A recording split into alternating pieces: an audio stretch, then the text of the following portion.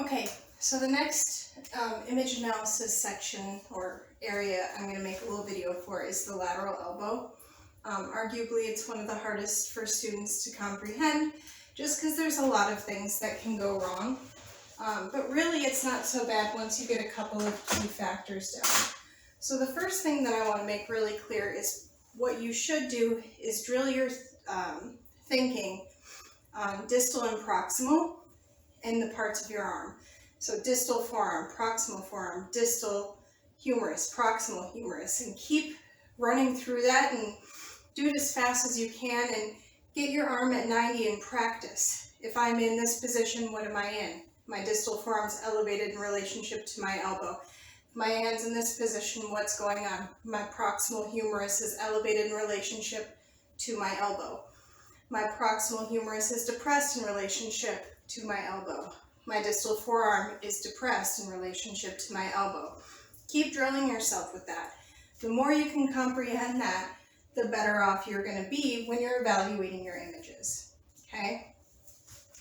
Next thing I want to say is, if nothing else, because the whole purpose of image analysis isn't so that you can brag to somebody about all the anatomy you know. Really, at the end of the day, when you become a tech, whether you got a C through all of your schooling or you got an A, is absolutely irrelevant.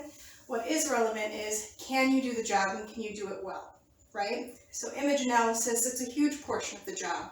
Are you able to look at the image you created and tell somebody that, yes, this is ideal, it's good to be sent off to the radiologist, or should you repeat it based on the positioning errors? Certain times, the best we can do is what we send through, but there's plenty of times where we can get an optimal image. And for the lateral, the biggest thing to focus on is your radial head. At least I personally think that's the easiest thing to focus on. And where is that located? In relationship to the surrounding pieces of anatomy, okay? And I draw lines a lot. I'm going to draw lines again in this video, but we're going to start with the distal forearm. So when I teach radial head changes, I only think of two pieces, the distal forearm and the proximal humerus. Because if I know what happens when the distal the distal forearm is depressed, I know what happens when the proximal forearm is elevated, because it's the same thing. If I know what happens when my proximal humerus is elevated, and we're talking in comparison to the elbow, then I also know what happens when the distal humerus is depressed in relationship to the shoulder. Okay, see how that works? So again, I focus on just the two, distal forearm, proximal humerus. Right now, the first step I'm going to do is for the distal forearm, okay? So distal forearm is going to change your radial head placement by moving it anterior and posteriorly, or back and forth is what I like to tell my students because it makes it make more sense, okay?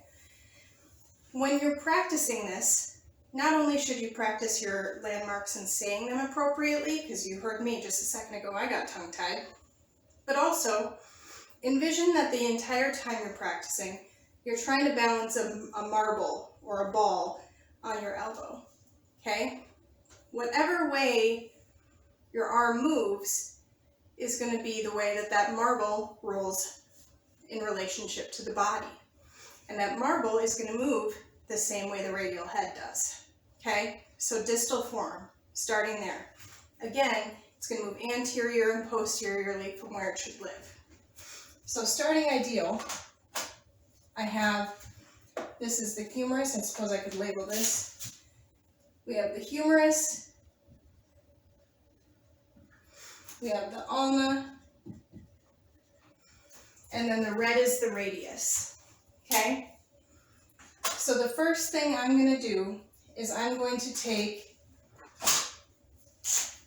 a different marker, and I'm going to draw a vertical line through the most anterior portion of the ulna.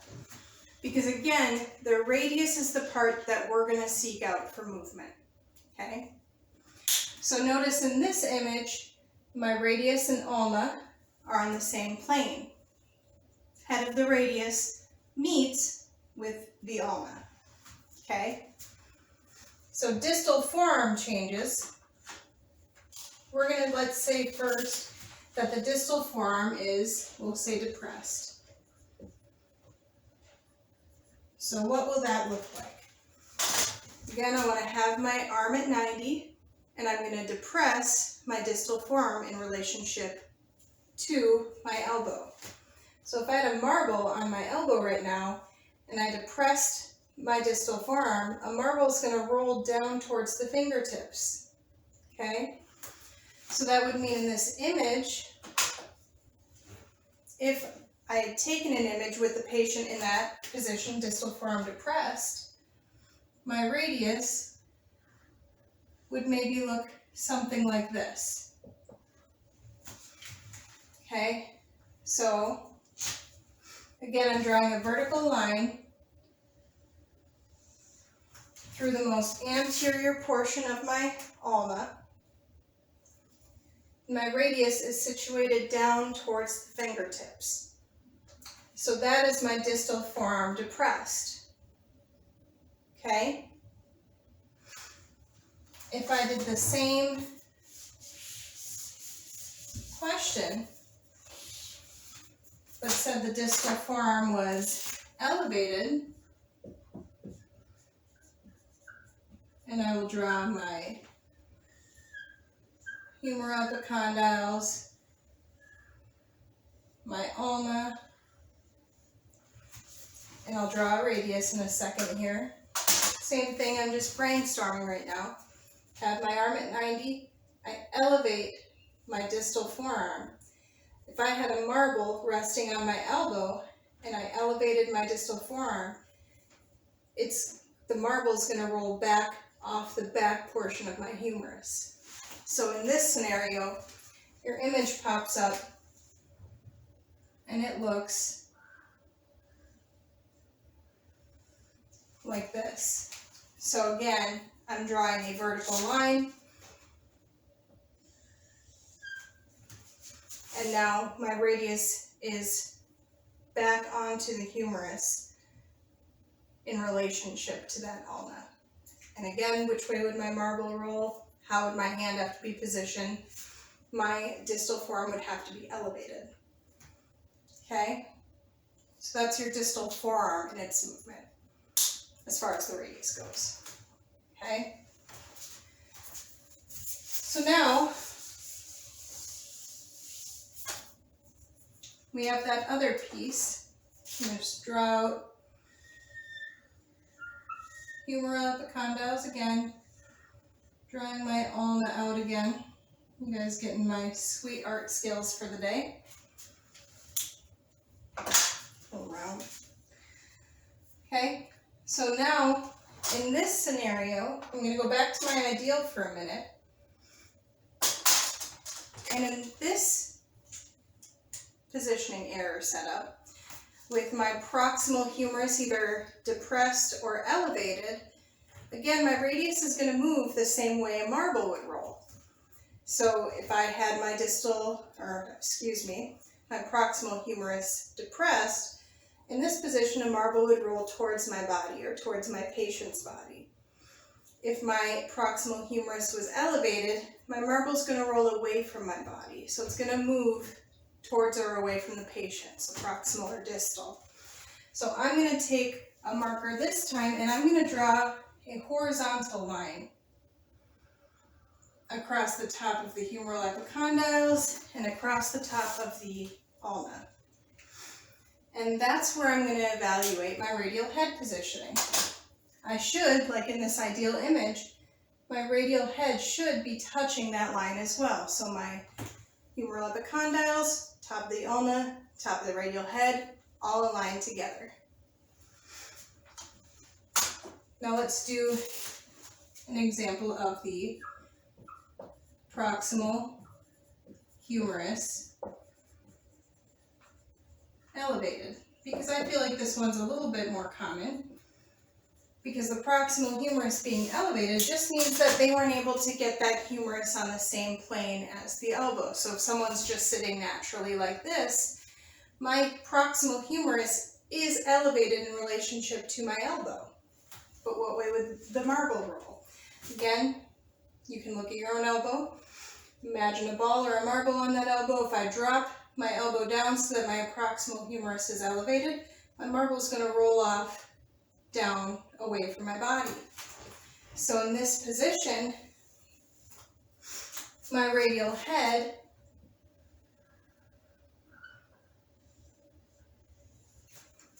would be here, okay?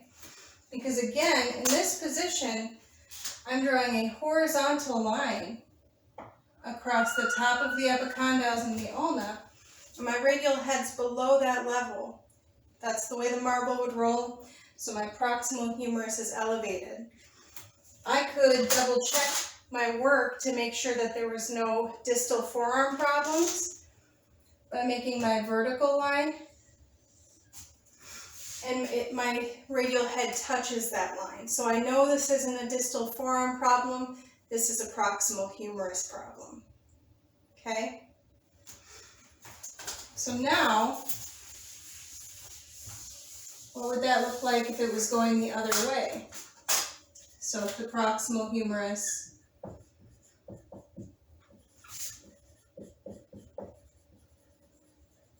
was depressed. So this usually happens when we elevate our table too high.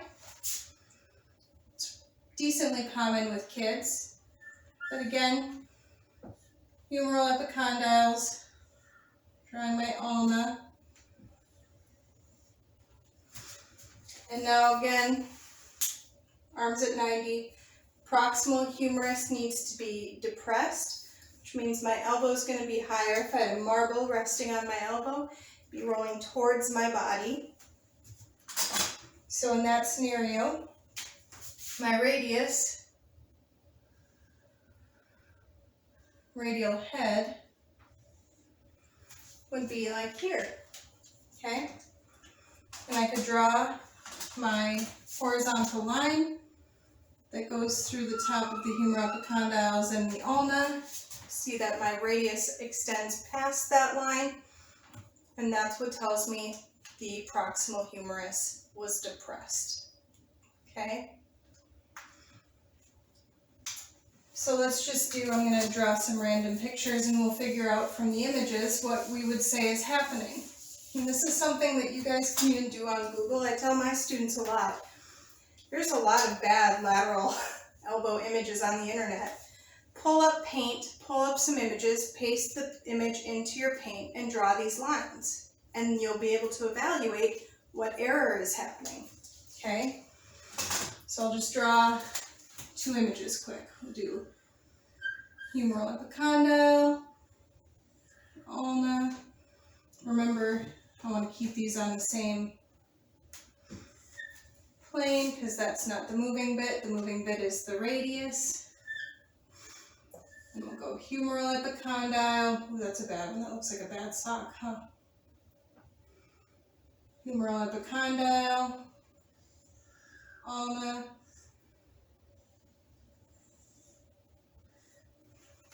Now I'm going to do one radius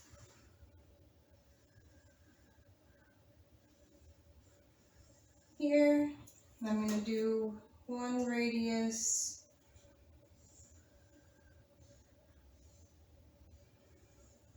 here. Okay?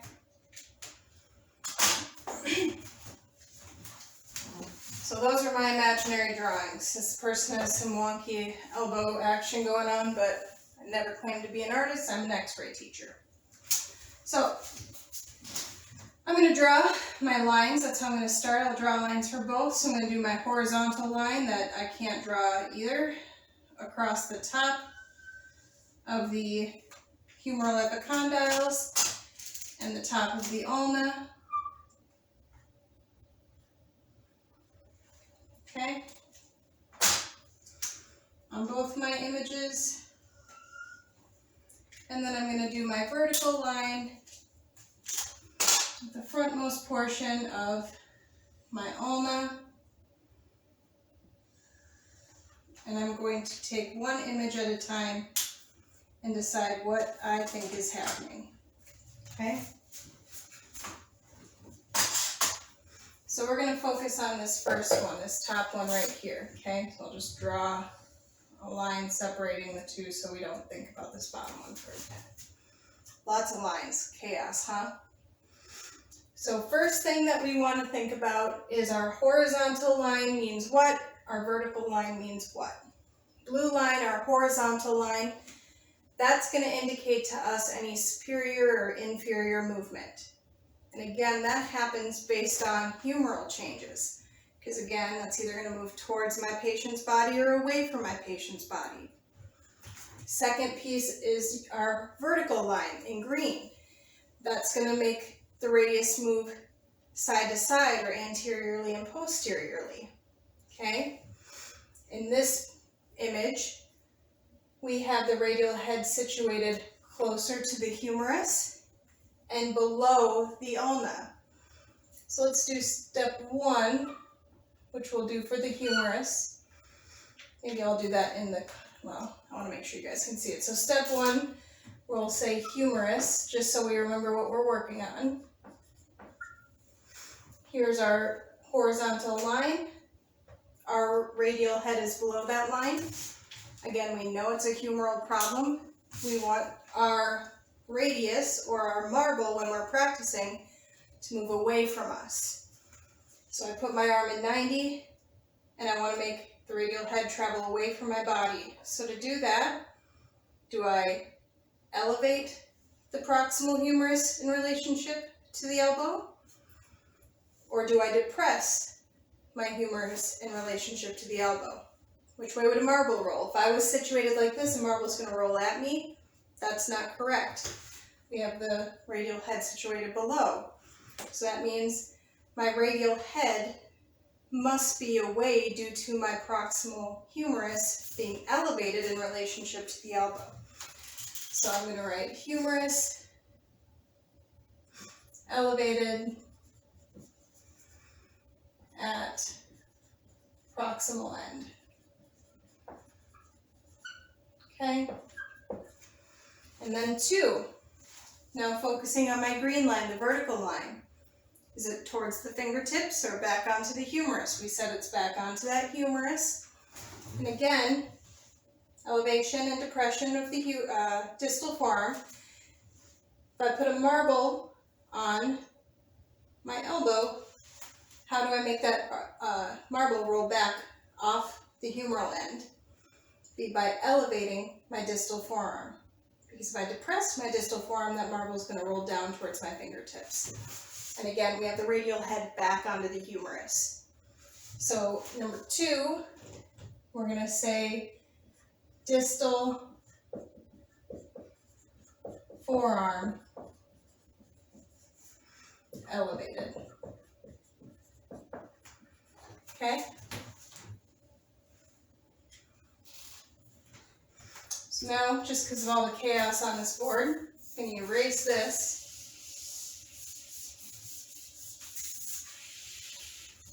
We're just going to focus on the bottom picture. And that's our ideal again. We can always refer back to our ideal, but we should have that in our mind hopefully before we test and before we're taking live images.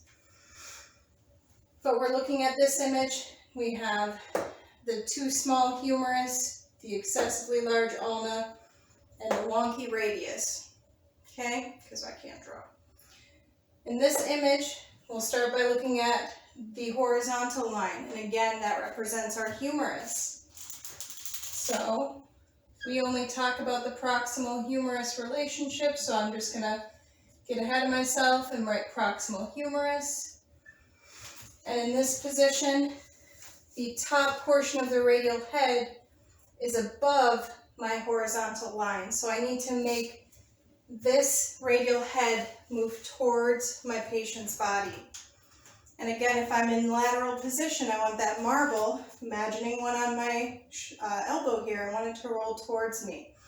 So I would do that by taking my proximal humerus and having it situated lower than my distal humerus or my elbow. So that is proximal humerus depressed. Okay? And now I'm going to look at my vertical line, my side to side movement, and try to evaluate it for my distal forearm movement. Because my distal forearm going up and down, that's what's going to be what tells me where that radial head is moved, why it's moved. Okay? So in this image, is it back onto the humerus or is it down towards the fingertips? We have our vertical line, it's closer to the fingertips. It's moving down the patient, so the distal forearm is depressed.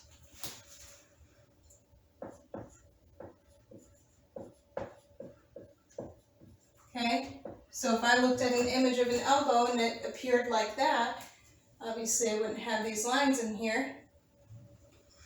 But if I had it where that's where my radial head was located,